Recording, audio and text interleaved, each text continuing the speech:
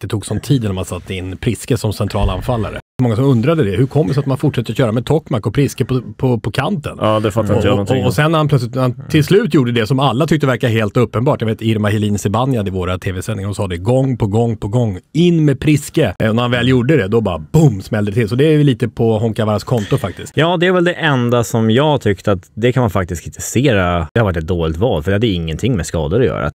Det viskas om är väl att man inte litade på Tokmaks försvarsspel som vänster ytter. Och det är för mig att man liksom övertänker för mycket. Offra lite försvarsspel då Säkert om man gör 8 mål på 12 matcher var under våren då, något sånt. Ja, kanske man ska fokusera lite på just målgörandet. Att offra lite försvarsspel är väl ett ganska litet pris. Att få ut mer av båda två offensivt när man inte gör mål. Liksom.